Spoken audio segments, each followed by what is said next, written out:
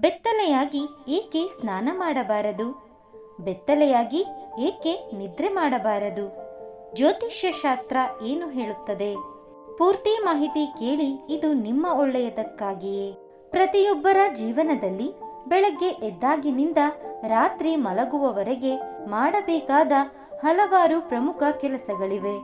ಅಡುಗೆ ಮಾಡುವುದು, ಊಟ ತಿಂಡಿ ಮಾಡುವುದು, ಕೆಲಸಕ್ಕೆ ಹೋಗುವುದು, ಸ್ನಾನ ಮಾಡುವುದು, ಉಗುರು ಕತ್ತರಿಸುವುದು ಎಲ್ಲವೂ ಮುಖ್ಯವಾಗಿರುತ್ತವೆ. ನಮ್ಮ ಜೀವನದಲ್ಲಿ ಪ್ರತಿಯೊಂದು ಚಟುವಟಿಕೆಯು ಕೆಲವು ಅಭ್ಯಾಸಗಳನ್ನು ಹೊಂದಿದೆ.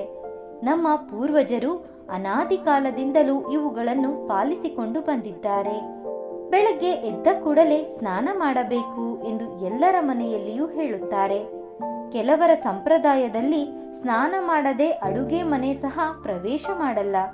ದೇವರ ಕೋಣೆಗೆ ಪ್ರವೇಶಿಸಬೇಕಾದ್ರೂ ಅತ್ಯಂತ ಮಡಿಯಿಂದ ಹೋಗಬೇಕು ಎಂದು ನಮ್ಮ ಶಾಸ್ತ್ರ ಹೇಳುತ್ತದೆ. ಸ್ನಾನ ಅಂದ್ರೆ ಶುದ್ಧವಾಗುವುದು ಎಂದರ್ಥ. ಸ್ನಾನ ಮಾಡೋದರಿಂದ ದೇಹ ಸ್ವಚ್ಛ ಆಗೋದರ ಜೊತೆಗೆ ಮನಸ್ಸು ನಿರಾಳ ಆಗುತ್ತದೆ. ಹಿಂದೂ ಧರ್ಮಗ್ರಂಥಗಳ ಪ್ರಕಾರ ಸ್ನಾನ ಮಾಡುವಾಗ ಬೆತ್ತಲೆಯಾಗಿ ಸ್ನಾನ ಮಾಡಬಾರದು.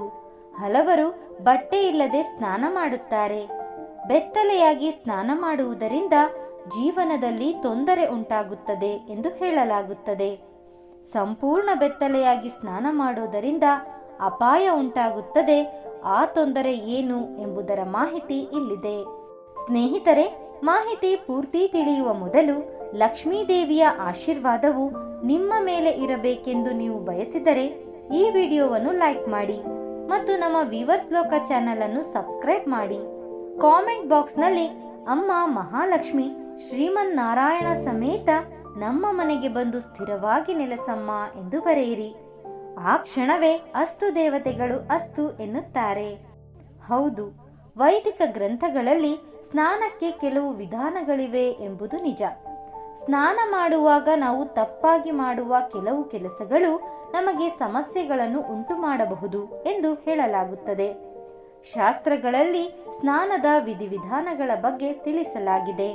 ಹೆಚ್ಚು ಹೊತ್ತು ಬಟ್ಟೆ ಹಾಕದೆ ಸ್ನಾನ ಮಾಡಿದರೆ ದುಷ್ಟಶಕ್ತಿಗಳು ಮನೆಗೆ ನುಗ್ಗುತ್ತವೆ ಎಂಬ ನಂಬಿಕೆ ಇದೆ.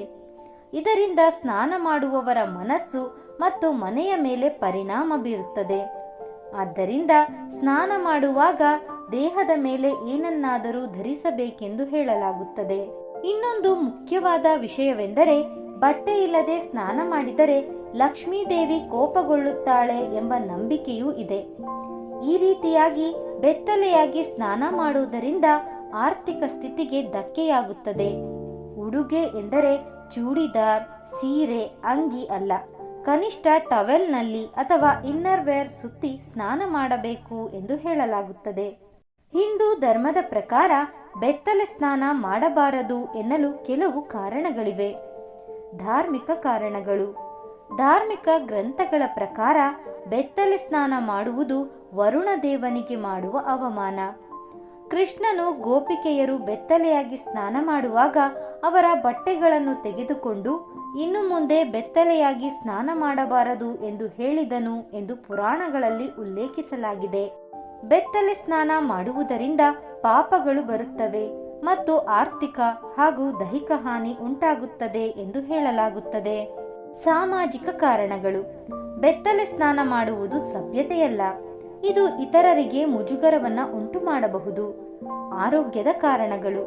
ಬೆತ್ತಲೆಯಾಗಿ ಸ್ನಾನ ಮಾಡುವುದರಿಂದ ದೇಹದ ಉಷ್ಣತೆ ಕಡಿಮೆಯಾಗಬಹುದು, ವಿಶೇಷವಾಗಿ ಚಳಿಗಾಲದಲ್ಲಿ. ಬೆತ್ತಲೆಯಾಗಿ ಸ್ನಾನ ಮಾಡುವಾಗ ಸೋಂಕುಗಳು ಹರಡುವ ಸಾಧ್ಯತೆ ಹೆಚ್ಚಿರುತ್ತವೆ.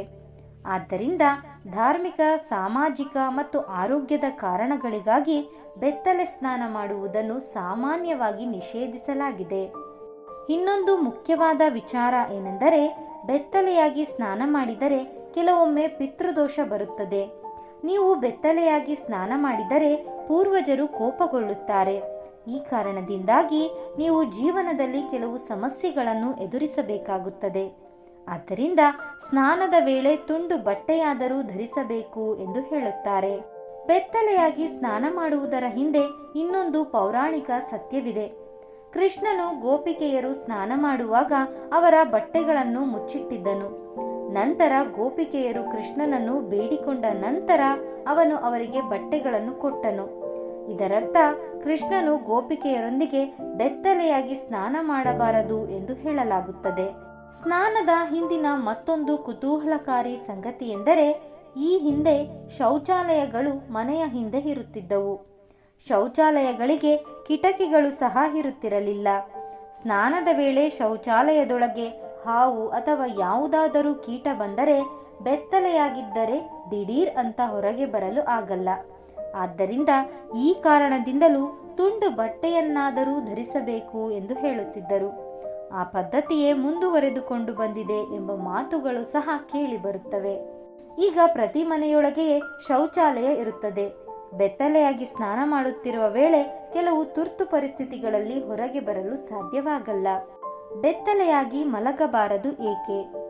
ಭಾರತೀಯ ನೈತಿಕ ಪ್ರವರ್ತನೆ ಅನುಸರಿಸಿ ದಿಗಂಬರವಾಗಿ ಮೈ ಮೇಲೆ ಯಾವುದೇ ವಸ್ತ್ರವನ್ನು ಹೊದೆಯದೆ ನಿದ್ದೆ ಮಾಡುವುದು ಸರಿಯಾದುದಲ್ಲ.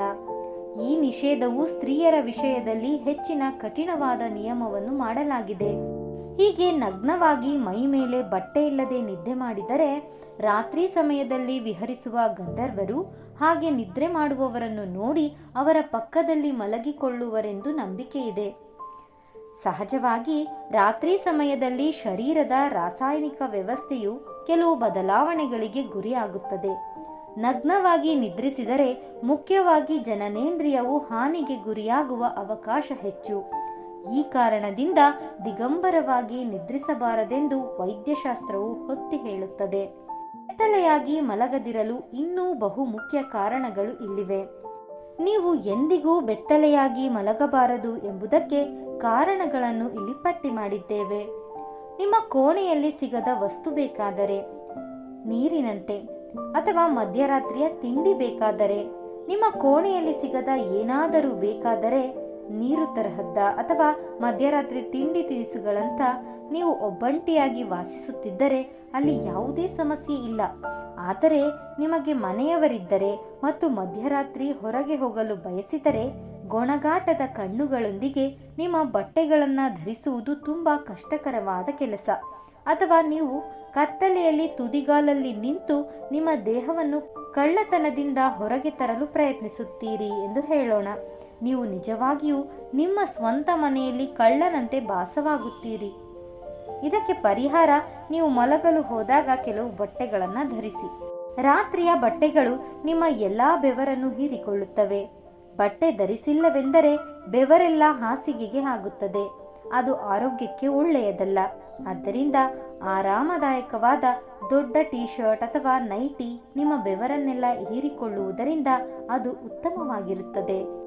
ತುರ್ತು ಬೆಂಕಿ ಅಥವಾ ಕಳ್ಳತನವಾದರೆ, ತುರ್ತು ಬೆಂಕಿ ಅವಘಡ ಅಥವಾ ಕಳ್ಳತನ ಸಂಭವಿಸಿದರೆ, ವಿಶೇಷವಾಗಿ ನೀವು ಭಾರತದಲ್ಲಿ ವಾಸಿಸುವಾಗ ತುರ್ತು ಪರಿಸ್ಥಿತಿಯ ಸಾಧ್ಯತೆಯನ್ನು ತಳ್ಳಿಹಾಕಲಾಗುವುದಿಲ್ಲ. ದೋಷಪೂರಿತ ತಂತಿಗಳು, ಅನಿರೀಕ್ಷಿತ ಕಿಡಿ, ಕಳ್ಳತನ ಅಥವಾ ಇಲ್ಲದಿದ್ದರೆ ಸಂಬಂಧಿಕರು ಏನಾದರೂ ಇರಬಹುದು. ಜೀವ ಉಳಿಸುವುದು ಅಥವಾ ಗೌರವದ ನಡುವೆ ಆದ್ಯತೆ ನೀಡಲು ಪ್ರಯತ್ನಿಸುತ್ತಿರುವ ನೀವು ಖಂಡಿತವಾಗಿಯೂ ವೀಕ್ಷಿಸಲು ಒಂದು ದೃಷ್ಟಿಯಾಗುತ್ತೀರಿ. ಅಂತಹ ಸಮಯದಲ್ಲಿ ಮೈ ಮೇಲೆ ಉಡುಪು ಇರಲೇಬೇಕು ಅಲ್ಲವೇ ಸ್ನೇಹಿತರೆ? ಗಮನಿಸಿ, ಬೆತ್ತಲೆಯಾಗಿ ಮಲಗಬೇಕೋ ಬೇಡವೋ ಎಂಬುದು ಸಂಪೂರ್ಣವಾಗಿ ನಿಮ್ಮ ಆಯ್ಕೆ. ಸ್ನೇಹಿತರೆ, ಈ ಮಾಹಿತಿ ನಿಮಗೆ ಇಷ್ಟವಾದರೆ ದಯವಿಟ್ಟು ಲೈಕ್ ಮಾಡೋದನ್ನು ಖಂಡಿತ ಮರಿಬೇಡಿ. ಹಾಗೂ ಮತ್ತಷ್ಟು ವಿಡಿಯೋಸ್ಗಳಿಗಾಗಿ ನಮ್ಮ ಚಾನೆಲ್ ಅನ್ನು ಸಬ್ಸ್ಕ್ರೈಬ್ ಮಾಡಿ. ಕೇಳಿದ್ದಕ್ಕಾಗಿ ಧನ್ಯವಾದಗಳು.